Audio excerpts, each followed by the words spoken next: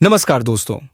स्वागत है आप सभी का रोशन जिंदगी के बेहद खास वीडियो में। दोस्तों, आज मैं आपको एक ऐसे कमाल के अनाज के बारे में बताने जा रहा हूं, जिसे अगर आप अपनी दिनचर्या में नियमित रूप से शामिल कर लेते हैं, तो इसकी मदद से आप अपने शरीर के अंदर धीरे धीरे जमा हो चुके और बढ़ते हुए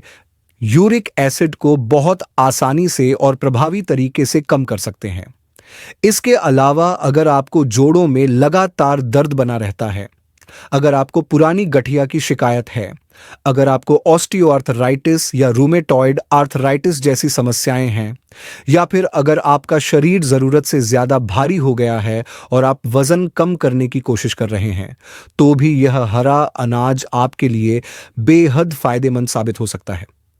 दरअसल इसके और भी कई ऐसे जबरदस्त फायदे हैं जो इस अनाज को रोजमर्रा की जिंदगी में खाने से आपको मिल सकते हैं। तो आइए, बिना किसी देर किए इस जानकारी से भरपूर और बेहद जरूरी वीडियो को शुरू करते हैं और जानते हैं कि आखिर यह कौन सा अनाज है जो इतनी सारी परेशानियों में हमारी मदद करता है और इसे हमें किस तरीके से इस्तेमाल करना चाहिए। दोस्तों, यूरिक एसिड एक ऐसा वेस्ट प्रोडक्ट यानी शरीर से निकलने वाला अवांछित पदार्थ होता है, जो कि हमारी बॉडी के अंदर खुद ब खुद कुछ विशेष प्रकार के खाने पीने की चीजों को पचाने के दौरान बनता रहता है। दरअसल कुछ खाद्य पदार्थों में प्यूरिन नामक तत्व पाया जाता है और जब हमारी बॉडी इन प्यूरिन वाले पदार्थों को पचाती है, तब उसके परिणाम स्वरूप यूरिक एसिड का निर्माण होता है। अब सामान्य स्थिति में भी हर इंसान के शरीर में थोड़ा बहुत यूरिक एसिड बनता है, लेकिन अगर हमारी किडनी सही से काम कर रही हो तो वह यूरिक एसिड को शरीर से बाहर यूरिन के रास्ते साफ कर देती है और इस वजह से उसका लेवल सामान्य बना रहता है। लेकिन अगर किसी कारणवश हमारे शरीर में यूरिक एसिड सामान्य से अधिक बनने लगे या फिर हमारी किडनी उसे ठीक से बाहर नहीं निकाल पाए, यानी किडनी की फिल्टर करने की क्षमता कमजोर हो जाए, तो ऐसी स्थिति में यह यूरिक एसिड हमारे खून में बढ़ने लगता है और उसका लेवल धीरे धीरे हाई हो जाता है। इसके परिणाम स्वरूप यह यूरिक एसिड क्रिस्टल के रूप में हमारे जोड़ों के अंदर जमा होने लगता है और वहां पर सूजन, तेज दर्द और गठिया जैसी परेशानियां पैदा कर देता है। अब सवाल उठता है कि कैसे पता चलेगा कि आपके शरीर में यूरिक एसिड का लेवल बढ़ रहा है। अगर आपके अंदर यूरिक एसिड का स्तर धीरे धीरे बढ़ने लगे, तो सबसे पहले आपके जोड़ों में अचानक तेज और असहनीय दर्द शुरू हो सकता है, खासकर पैरों के अंगूठे, घुटनों, टखनों और उंगलियों में। इसके साथ ही दर्द वाली जगह पर लालिमा यानी रेडनेस आ सकती है, हल्की या तेज सूजन हो सकती है और चलने फिरने में दिक्कत भी महसूस हो सकती है। इसके अलावा शरीर में हर समय थकान और भारीपन का एहसास बना रह सकता है। इसके साथ साथ अगर आपको बार बार पेशाब के रास्ते पथरी यानी किडनी स्टोन बनने की शिकायत होती है, तो यह भी एक संकेत हो सकता है कि आपके शरीर में यूरिक एसिड की मात्रा सामान्य से अधिक हो चुकी है। तो दोस्तों, अगर इन लक्षणों में से कुछ या सभी लक्षण आपको महसूस हो रहे हैं, तो सबसे पहले आपको अपने डॉक्टर से सलाह लेकर एक सामान्य ब्लड टेस्ट करवा लेना चाहिए, ताकि यह पता चल सके कि आपके शरीर में यूरिक एसिड का स्तर कितना है।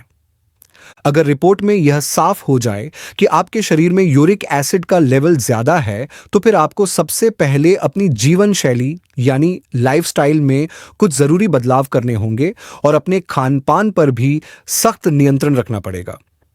लाइफस्टाइल में बदलाव की बात करें तो सबसे पहले अगर आप स्मोकिंग यानी सिगरेट या बीड़ी का सेवन करते हैं, तो उसे तुरंत बंद कर दीजिए। इसके अलावा अगर आप शराब पीते हैं यानी अल्कोहल का सेवन करते हैं, तो वह भी आपको पूरी तरह से छोड़ देना चाहिए, क्योंकि ये दोनों चीजें यूरिक एसिड को और ज्यादा बढ़ा सकती हैं। अब अगर हम खाने पीने की बात करें, तो ऐसे सभी खाद्य पदार्थ जिनमें प्यूरिन की मात्रा अधिक पाई जाती है, उन्हें तुरंत अपनी डाइट से निकाल देना चाहिए, क्योंकि इन्हीं के पाचन से हमारे शरीर में ज्यादा यूरिक एसिड बनने लगता है। इन चीजों में शामिल हैं उड़द की दाल, अरहर की दाल, पालक, फूल गोभी, अरबी, मांसाहारी भोजन, अंडा, छोले, राजमा और ज्यादा मात्रा में चावल।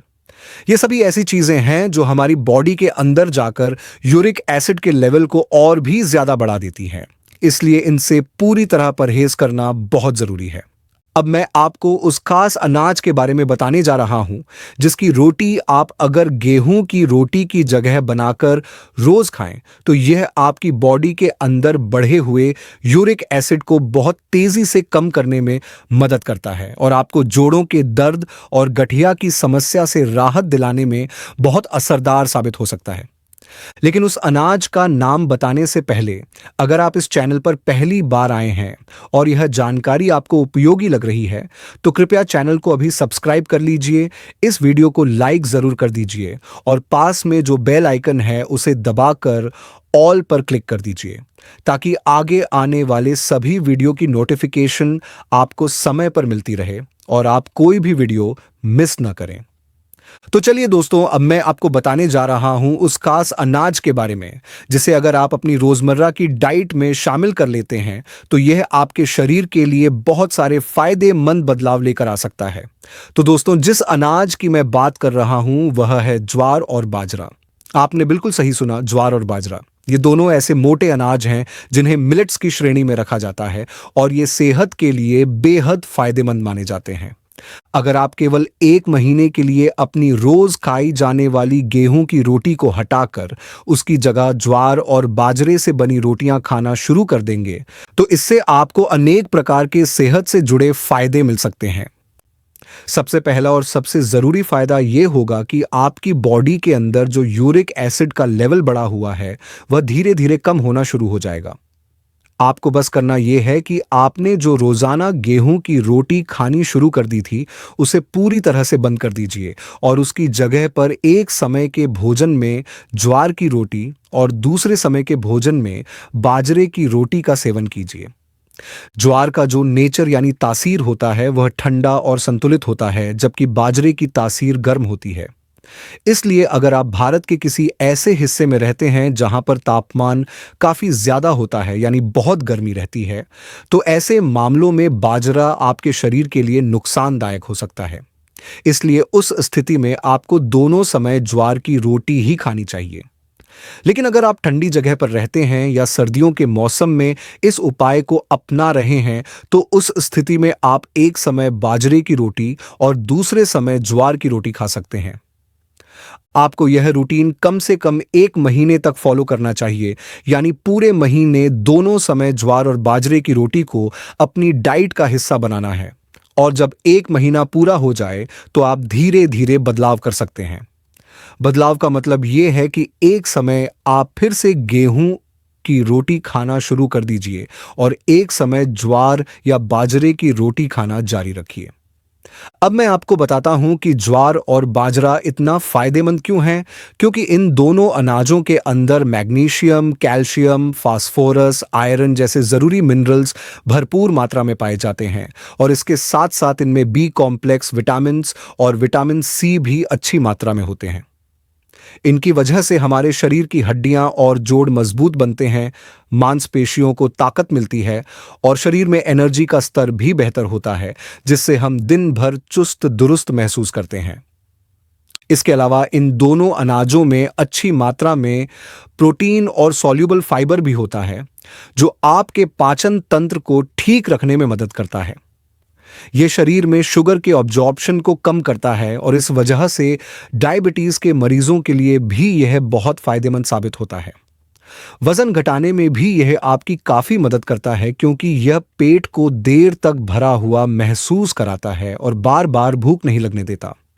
इसके अलावा यह आपके कोलेस्ट्रॉल लेवल को भी कंट्रोल में रखता है और आपकी हृदय से जुड़ी समस्याओं को भी कम करता है, यानी आपकी हार्ट हेल्थ को भी बेहतर बनाता है। तो कुल मिलाकर देखा जाए तो अगर आपका यूरिक एसिड बढ़ा हुआ है या अगर आप चाहते हैं कि आपकी हड्डियां मजबूत रहें, वजन कंट्रोल में रहे, डायबिटीज से बचाव हो और पाचन तंत्र बेहतर बना रहे तो आपको ज्वार और बाजरे की रोटियां जरूर खानी चाहिए। मुझे पूरा भरोसा है कि आज की ये जानकारी आपको बहुत पसंद आई होगी और आप इसे अपने जीवन में जरूर अपनाने की कोशिश करेंगे। याद रखिए, कोई भी चीज तभी फायदा देती है जब आप उसे एक संपूर्ण जीवन शैली के बदलाव के साथ अपनाते हैं। यानी अगर आप सिर्फ रोटी बदल देंगे लेकिन अपनी बाकी आदतें नहीं सुधारेंगे, जैसे स्मोकिंग करते रहेंगे, शराब पीते रहेंगे, असंतुलित खाना खाते रहेंगे, एक्सरसाइज नहीं करेंगे, पर्याप्त पानी नहीं पिएंगे और नींद पूरी नहीं लेंगे, तो उस स्थिति में सिर्फ रोटी बदलने से कोई बड़ा असर नहीं होगा। इसलिए आपको चाहिए कि इस रोटी के साथ साथ अपनी बाकी सभी आदतों पर भी ध्यान दें। अगर आपको यह वीडियो उपयोगी लगा हो तो इसे जरूर लाइक करें, अपने दोस्तों और परिवार के साथ शेयर करें और हमारे चैनल को सब्सक्राइब करना न भूलें ताकि आपको इसी तरह की और भी हेल्थ से जुड़ी जानकारी मिलती रहे। धन्यवाद।